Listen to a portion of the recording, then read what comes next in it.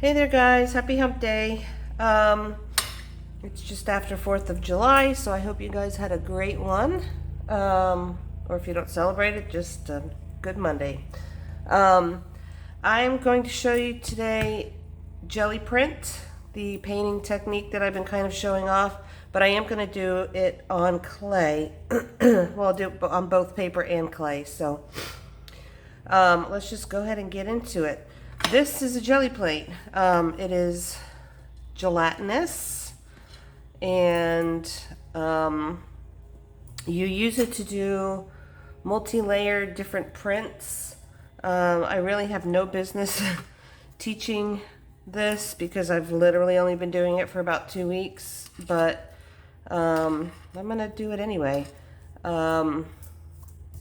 I like the stuff that comes out with what I make. You can make anything your own, obviously. So I'm just going to kind of give you a little bit of basics. I think I'm going to do another video coming back and showing you basics, but I really wanted to get into putting it on clay. So that's what we're going to do today. So this doesn't have anything on the surface. No grunge, as they call it. So I'm going to put, you use acrylic paints. I also, you know me, I use alcohol inks. I also use my sprays on it. I'm going to do a little base of brown. I need to get my clay, sorry. I have white rolled out onto a 2 here. White works best, I feel, for this. I've done translucent and it's not as good. One of the benefits to using acrylics with clay is, I think one of most of our clay people pet peeves is that acrylic doesn't dry very quickly on clay. So this actually, it dries almost instantaneously. So this is just a brayer. This is a 2-inch brayer. And what you're going to do is you're going to roll your color onto your jelly plate. And then I have another piece of paper over here, and you can hear me. I'm rolling it off. And then you want to hold your brayer upside down like this, not like that on the paper, because it'll dry onto the paper. So always place your brayer just like this. So I'm just taking a little bit of tissue paper, and I'm going to dab this just to kind of give some interest and texture for when I pick it up with the clay. And I don't want this too covered, but I'm going to place this on here and press it a little bit.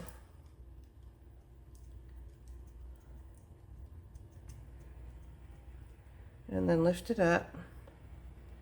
And then that's the base of what I'm looking for, if you can see that.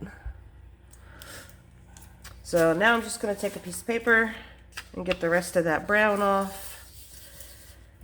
I use all different types of paper. You can use tissue paper. This is cardstock. I got a bunch of sketch pads from the dollar store. I think I bought all of them from the dollar store. I also bought packs of index cards from the dollar store that you can use. So you can use pretty much anything. But I just wanted to lift the rest of that up. And I'm actually going to save this because I could use that for a painting project at another time. So I have the base part. Next I'm going to do a blue. This is Robin's Egg Blue. And you do not need too much paint on these. As a matter of fact, the less is more when it comes to this. Because if you have too much, it's not going to lift. You'll just be lifting layers and layers and layers and layers until it finally gets to the point where it's somewhat dry. So I'm using that same like ecru color and Robin's Egg Blue. And I'm going to do the same thing. I'm going to roll this out.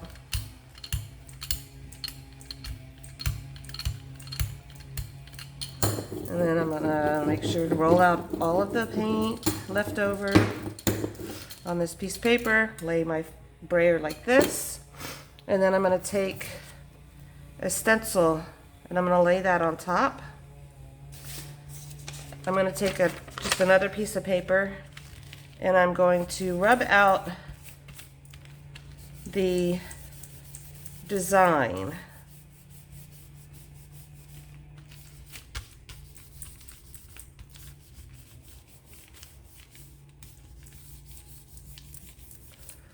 Like so.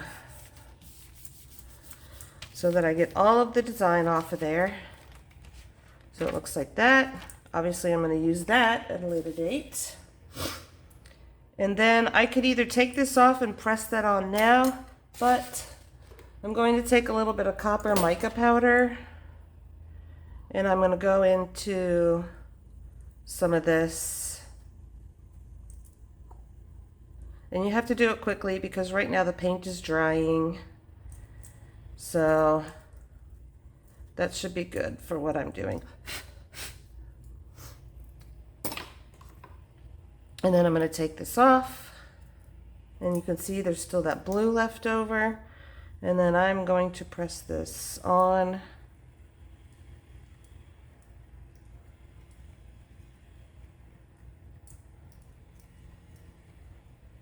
And then peel it off. And that's how that looks. Without the mica powder, that brown would have come through. But I do like how this looks, if you can see it. So all I have left to do is cut out my shapes. So I'm going to go over to the clay part of my studio. I'm going to put you on pause. Hold on. Okay, so I'm going to cut out my shapes. I think I'm going to make... oh,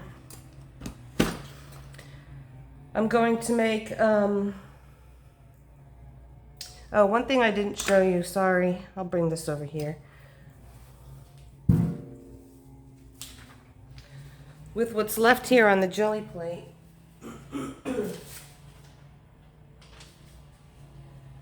sorry guys, I'll just do this over here. I'm going to take, because you want to get that off, but you still want to keep that pattern. So I'm just going to take some white. You want to make sure it's all dry. Just going to take a little bit of white. Brayer that on. You want to still be able to see through like we can right here. And then this is just a piece of rice paper. I'm going to place this on. Rub that on real good. You really want to make sure to get the edges really well.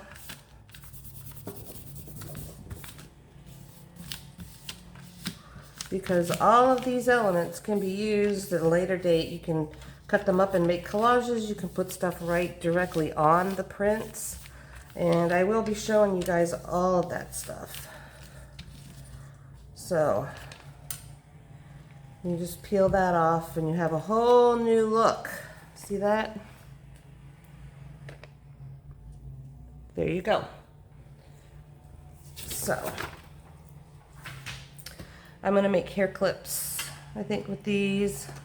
So I'm going to cut out, I'm using this as a hair clip cutter. So I'll just cut out a little piece here.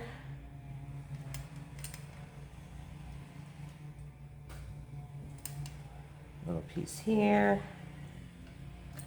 And you know I'm going to make a heart.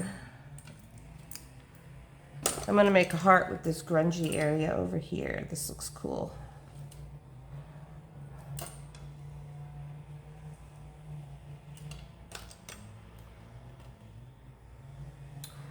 So I will go ahead and fix these up. You can see how these look and how they're going to look. Just fix up my edges here.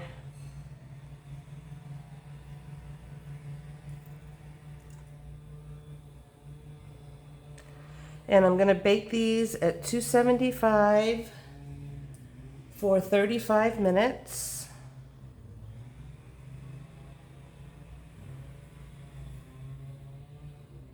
I just realized I have no glasses on. It's a miracle that this was done as efficiently as it was.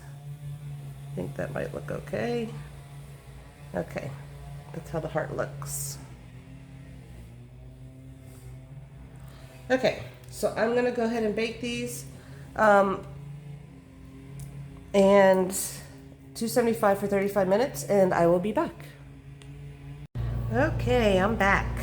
I have made them into clips. I put resin on them, and this is how they look. You can see those. This is a set that I made yesterday. Excuse me. It's opposite colors, and I didn't use the copper in them. So you can see how that looks. So, one of the reasons that I like doing this instead of just stenciling right onto the clay is because, like I said before, this dries so much faster. It comes out of the oven dry. I know a lot of people have problems, even me, with the fact that acrylic paint, it takes forever to dry on clay. But as you saw, I was able to handle this right away. Sorry about the lawnmower out front. And then another thing is with the stencils, I got the lines of the stencils. Normally, if you stenciled, you'd only get this copper part, and then this all would be white, unless you did something underneath. So I was able to get the lined part colored and in a nice, cool, funky color as well. So the jelly plate is really fun. I think for the next 2 days, I am going to do some jelly paint techniques just on paper, just to show you guys everything that it can do. I will put links to everything under the description, and don't forget to join Happy Place Studio on Facebook. I'll put a link for that as well. You guys can show your stuff and promote your business and anything else you want. I don't have any rules on my page. You can pretty much do whatever you want within reason. So I will see you guys, or you'll see me tomorrow. Have a great day. Bye.